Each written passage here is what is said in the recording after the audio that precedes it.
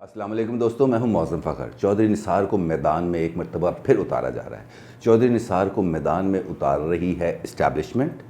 عمران خان، یا وہ خود میدان میں اترنے کے لیے پر تول رہے ہیں؟ کیونکہ اگر ہم اس آپشن کو دیکھیں، آخری والی آپشن کو سب سے پہلے، کیونکہ اس وقت وہ سیاست کے اندر آئسولیٹ ہو چکے ہیں، ان تمام آپشنز پر میں بات کروں گا، لیکن اس سے پہلے میں آپ کو یاد دلا دوں کہ آپ کو میں نے اپنے ویلاگ کے اندر یہ بتایا تھا کہ انٹرنیشنل اسٹیبلشمنٹ 20 جنوری کے بعد ایکٹیو ہوگی اور وہ اس خطے کے حوالے سے اپنی نیا لاہ عمل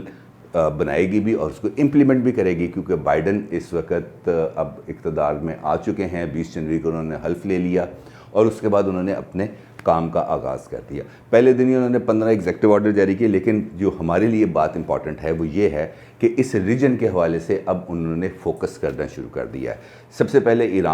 ایران کے ساتھ انہوں نے دوبارہ نیوکلیئر ڈیل میں جانے کا اعلان کیا۔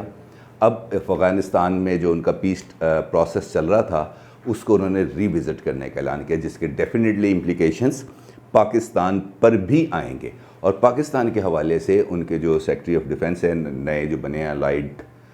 فرینکن، ان کا یہ کہنا ہے کہ پاکستان کی قربانیوں کو ہم بڑی قدر کی نگاہ سے دیکھتے ہیں، لیکن ساتھ ساتھ پاکستان کے اندر جو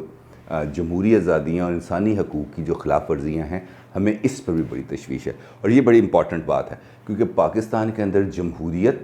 جمہوری آزادیاں ہمیشہ سے ہی کویسچن مارک رہی ہیں، اور ہیومن رائٹس کی وائلیشنز تو بہت اب عام سی بات ہوتی چلی جا رہی ہے۔ پاکستان کے اندر جمہوریت کے نام پر کیا کیا کھیل ہوتا رہا ہے اور کیا کیا کھیل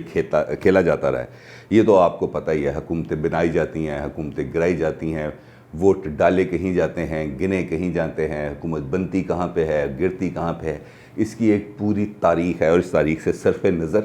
ممکن نہیں۔ لیکن اب نئی اسٹیبلشمنٹ اور نئی انٹرنیشنل اسٹیبلشمنٹ کے بننے کے بعد آئندہ کے منظر نامے کے اندر اب کچھ ڈیولپمنٹس ہونے جا رہی ہیں، اور وہ آہستہ آہستہ انفولڈ ہوں گی، جیسے جیسے سامنے آئیں گی ہم ڈیفینیٹلی آپ کو اس سے آگاہ کرتے رہیں گے۔ لیکن اب پاکستان کی صورتحال میں اگر ہم دیکھیں تو آپ کو یاد ہے کہ میں نے یہ آپ کو بتایا تھا کہ اب پنجاب کے اندر بھی تبدیلی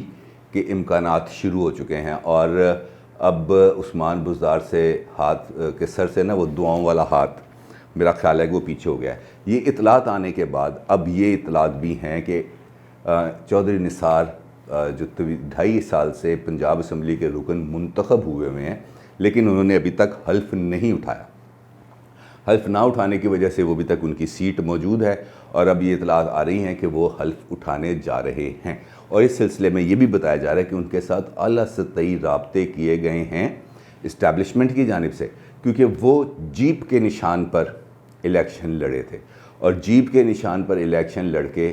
جیپ والوں کی بات نہ ماننا بڑی مشکل کام ہے، کیونکہ تھے بھی وہ جیپ والوں کے ساتھ، جیپ والوں کے ذریعے سے انہوں نے الیکشن لڑا، اور جیپ کی وجہ سے وہ نواز شریف سے دور ہوئے، جیپ کی وجہ سے عمران خان کے، ان کی دوستی چونکہ پرانی ہے لیکن ان عمران خان کے ساتھ بھی اختلافات ہیں۔ ایک رائے اس کے بارے میں یہ بھی میری ذاتی رائے یہ ہے کہ اسٹیبلشمنٹ کا رول تو ہو سکتا ہے ان کو لانچ کرنے میں، لیکن عمران خان کے ساتھ ان کا کھڑے رہنا بڑا مشکل کام ہے، کیونکہ عمران خان کے ساتھ بات کرنے کے اندر چودھری نثار ایک چونکہ برابری کے لیول پر ان سے بات کریں گے، بلکہ سینیورٹی کے لیول پہ بات کریں گے، تو شاید عمران خان اس بات کو پسند نہ کریں، کیونکہ اب اقتدار میں آنے کے بعد لوگوں کو جی حضوری کی لت پڑ جاتی ہے، اور جب یہ جی حضوری کی لت پڑ جائے تو پھر مخالفانہ بات یا دوسری بات اگر کوئی بندہ کرتا ہے تو اس کو پھر ندیم افضل چند کی مثال بنا دیا جاتا ہے۔ وہ کہتے ہیں نا چند چڑھا دیں انہوں نے، پھر انہوں نے چند ہی چڑھانا، جی میں ندیم افضل چند چڑھ گیا۔ تو چودھری نثار کا پولیٹکس کے اندر واپس آنا اس حوالے سے بھی بڑا اہم ہے کہ وہ پنجاب کی پولیٹکس کی ڈائنامکس کو بہت اچھے طریقے سے سمجھتے ہیں، پنجاب کی پولیٹکس کو سمجھتے ہیں، اور پنجاب کے اندر جو ہماری جو ذات برادریاں ہیں، جو الیکٹیبلز ہیں، ان کے ساتھ بھی ان کے بڑے رابطے ہیں اور ذاتی دوستی ہیں، کیونکہ تعلق ہے بڑا طویل، اور خاص طور پر ان حلقوں کے اندر ان کا تعلق بہت ہے جہاں سے الیکٹیبلز کو الیکٹ کروایا جاتا ہے۔ تو یہ سین اگر یہ بنتا ہے یہاں پر، تو پھر چودھری نثار کی یہاں پر امپورٹنس بہت زیادہ ڈیولپ ہو جائے گی، اور پنجاب کے چودھریوں کے ساتھ بھی ان کا بہت یارانہ ہے، بہت دوستانہ ہے، بہت احترام کا رشتہ بھی ہے ان کا چودھری برادران کے ساتھ۔ اور مجھے کسی نے چلتے چلتے یہ بات بھی بتائی کہ یہ کوشش بھی ہو رہی ہے کہ ان کو کسی جماعت کے اندر شامل کرا دیا جائے، اور موسٹ پروبیبلی وہ جماعت مسلم لیگ کاف بھی ہو سکتی ہے، کیونکہ اب جو سیٹ اپ بنتا ہوا انفولڈ ہونے کی وہ چیزیں سامنے نظر آ رہی ہیں، اس کے اندر ایسی کوئی ڈیولپمنٹ ہونے کا مجھے امکان زیادہ نظر آ رہا ہے، اور کاف لیگ پنجاب کے اندر مجھے لیڈ لیتی ہوئی نظر آ رہی ہے اس حوالے سے کہ اب وہ فیصلہ کن پوزیشن کے اندر آ سکتے ہیں، کیونکہ اگر پنجاب کے اندر تبدیلی آتی ہے تو پھر پی ٹی آئی کے اندر کسی اور عثمان بزدار کو اسٹیبلشمنٹ موقع دینے کے لیے تیار نہیں ہے، اور ان کے لیے سب سے زیادہ بیسٹ آپشن گجرات کے چودھری برادران یا چودھری نثار علی خان ہی ہو سکتے ہیں، اور چودھری برادران کا، اور خاص طور پر چودھری پرویز الہی کا پنجاب کے حوالے سے بطور چیف منسٹر پنجاب جو چودھری پرویز الہی کے دور کے کام تھے وہ یقینی طور پر لائق تحسین بھی ہیں، اور ان کی جو گورننس کا لیول تھا وہ بھی بہت زیادہ بہتر تھا۔ تو اگر یہ تبدیلی آ جاتی ہے اور پنجاب کے اندر اور کاف لیگ کے اندر چودھری نثار شامل ہو جاتے ہیں، تو پھر کاف لیگ کو ایک نیشنل لیول کے لیے پروموٹ کرنے کے لیے بھی جو فیصلہ ساز ہیں ان کو بہت زیادہ آسانیاں مل جائیں گی۔ جہاں تک عمران خان حکومت کی بات ہے تو اس کے بارے میں تو اب میرا خیال ہے کہ اتنی باتیں کی جا چکی ہیں کہ مثالیں دینا بھی بڑا ہی عجیب ہے۔ آج ہی اعظم سواتی صاحب نے ایک بیان دیا اور انہوں نے یہ کہہ دیا کہ حکومت کو تو پتہ نہیں چلا، نواز شریف صاحب باہر بھی چلے گئے۔ مثلا آپ خود یہاں پر بیٹھ کے اپنی نااہلی کی، کابینہ کا وزیر اپنی نااہلی کی یہ مثال دیتا ہے کہ حکومت کو پتہ ہی نہیں چلا کہ نواز شریف نے کیا ڈرامہ کیا اور وہ ملک سے باہر چلا گیا۔ تو ایسے وزیر کو یا ایسی حکومت کو میرا خیال ہے کہ رہنے کا حق ہی نہیں ہونا چاہیے۔ اور دوسری جانب ایک وقت تھا جب نواز شریف کے ٹائم کے اندر ریڈیو پاکستان اسلام آباد کی بلڈنگ کی نجکاری کی بات ہوئی تھی، بلکہ اس کو پلیج کر کے لون لینے کی بات ہوئی تھی، تو یہی عمران خان اور یہی پی ٹی آئی اچھل کے یہ باتیں کہتے تھے کہ یہ آپ کیا کر رہے ہیں، قومی اثاثوں کو گروی رکھا جا رہا ہے، موٹر وے کو گروی رکھ کے قرضے لے رہے ہیں، ملک قرضوں پہ چل رہا ہے، اور آج خود وہی حکومت اسلام آباد کے F9 پارک کو گروی رکھ کر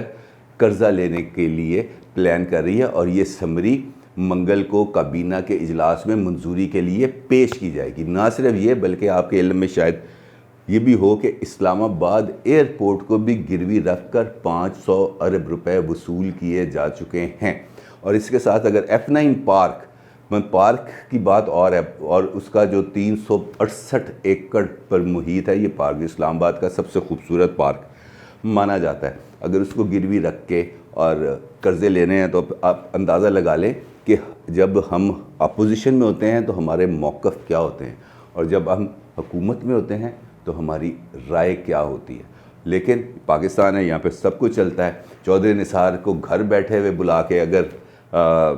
حلف دلوایا جا سکتا ہے تو باقی بہت کچھ ہو سکتا ہے، لیکن جو انٹرنیشنل اسٹیبلشمنٹ اور پاکستانی اسٹیبلشمنٹ کا جو میچ پڑنے والا ہے یہ دیکھنے سے تعلق رکھے گا، اور جب یہاں پہ پاکستانی اسٹیبلشمنٹ کو انٹرنیشنل اسٹیبلشمنٹ کے سامنے یا تو الائن ہونا پڑے گا انٹرنیشنل اسٹیبلشمنٹ کی لائن کے ساتھ، یا اس کے سامنے گھٹنے ٹیکنے پڑیں گے۔ دیکھتے ہیں آگے کیا ہوتا ہے۔ اپنی رائے کا ضرور اظہار کیجیے گا۔ آپ کا بہت شکریہ۔ اللہ حافظ۔